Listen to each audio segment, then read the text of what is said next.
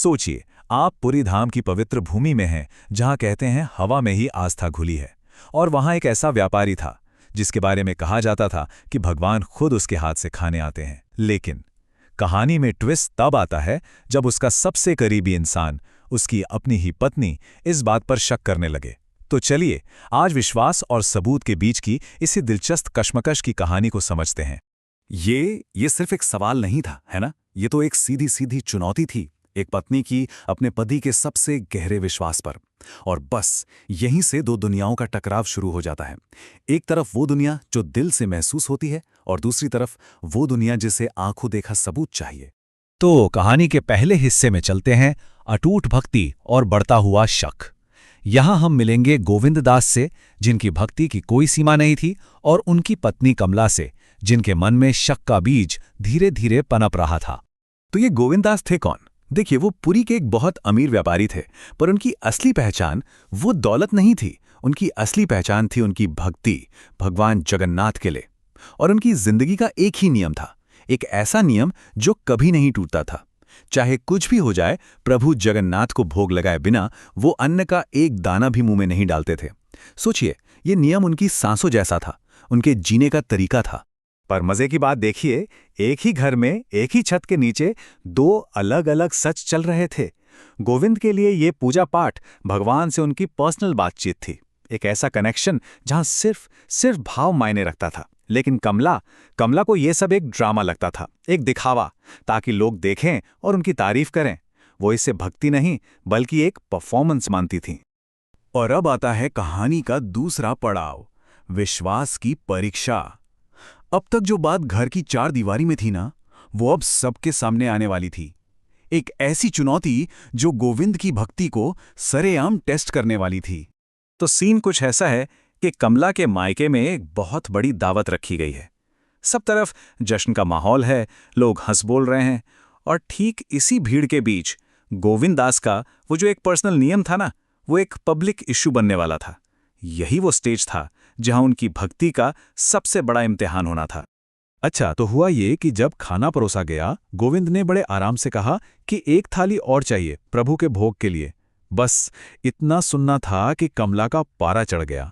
उसके लिए ये मेहमानों के सामने तमाशा खड़ा करना था। उसने गुस्से में मना कर दिया, पर गोविंद भी अपनी बात पर अड़े रहे। अगर भोग नहीं तो भोजन भी नहीं। अब वहां जो लोग थे, उनमें से कुछ तो उनकी इस बात से बड़े इंप्रेस हुए, पर कई लोग उनका मजाक भी उड़ाने लगे। और इसी घटना के बाद कमला ने ठान लिया कि बस बहुत हुआ, अब तो गोविंद की ये आदत बदल कर ही रहेगी। और फिर वो दिन आ ही गया जब ये लड़ाई अपनी पीक पर पहुंच गई। घर में गर्मा गर्म पकौड़े बने थे, और कमला ने गोविंद के सामने एक सीधी सीधी शर्त रख दी। ये बात अब सिर्फ पकौड़ों की नहीं थी, ये उनके रिश्ते की और गोविंद के विश्वास की फाइनल परीक्षा थी। गोविंद दास के लिए ये बहुत मुश्किल फैसला था। उन्होंने घर में लड़ाई झगड़े के बजाय शांति को चुना। अपनी पत्नी की बात रखने के लिए उन्होंने खाना ही छोड़ दिया। वो उस दिन भूखे सो गए और बस मन ही मन अपने भगवान से माफी मांगते रहे कि वो उन्हें भोग नहीं लगा पाए। अब कहानी यहां खत्म भी हो सकती थी, है ना, एक पति पत्नी की आम नोकझोंक की तरह। पर असली कहानी तो अब शुरू होनी थी। उसी रात जब सब सो रहे थे, कुछ ऐसा हुआ जिसने इस कहानी का रुख ही मोड़ दिया। एक डिवाइन इंटरवेंशन हुआ। ये कि उसी रात खुद भगवान जगन्नाथ कमला के सपने में आए, और उनकी आवाज में गुस्सा नहीं था, एक दुख था। उन्होंने बस इतना कहा, तुम्हारी जिद की वजह से आज हम दोनों भूखे रह गए। सोचिए, हम दोनों, मतलब मेरा भक्त भूखा रहा तो मैं भी भूखा रहा। ये शब्द ये किसी हथौड़े की तरह कमला के घमंड पर जाकर लगे। ये सपना, ये कोई आम सपना नहीं था, ये एक वेकअप कॉल था। एक ही पल में उसका सारा शक, सारा गुस्सा, सब कुछ पिघल गया, और उसकी जगह ले ली डर और पछतावे ने। उसने सपने में ही हाथ जोड़ लिए और भगवान से अपनी गलती की माफी मांगने लगी।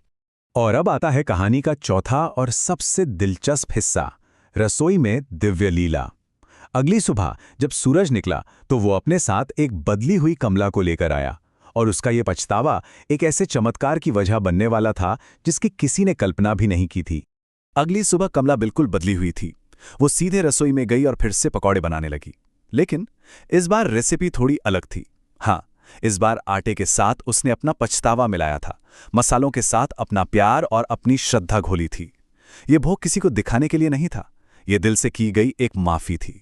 गोविंद दास ने अपनी रोज की आदत के मुताबिक भगवान को भोग लगा दिया, और कमला जैसे ही पकोड़ों के साथ देने के लिए चटनी लेने रसोई में वापस गई तो उसने कुछ ऐसा देखा जिसकी उसने कभी कभी कल्पना भी नहीं की होगी।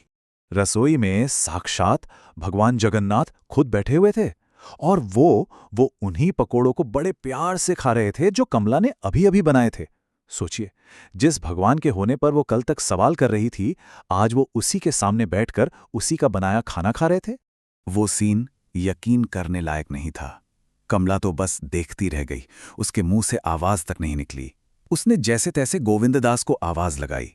गोविंद भागते हुए आए और अपने भगवान को अपनी आंखों के सामने देखकर उनकी आंखों से आंसू बहने लगे। भगवान मुस्कुराए और उन्होंने अपने हाथों से एक पकौड़ा गोविंद को खिलाया, उन्हें आशीर्वाद दिया और फिर पलक झपकते ही गायब हो गए। तो अब आते हैं कहानी के आखिरी हिस्से पर। सच्ची श्रद्धा का मतलब क्या है? ये जो कुछ भी हुआ, ये सिर्फ एक चमत्कार नहीं था, ये एक बहुत गहरा सबक था। एक ऐसा सबक जिसने शक को विश्वास में बदल दिया और भक्ति का असली मतलब सिखाया।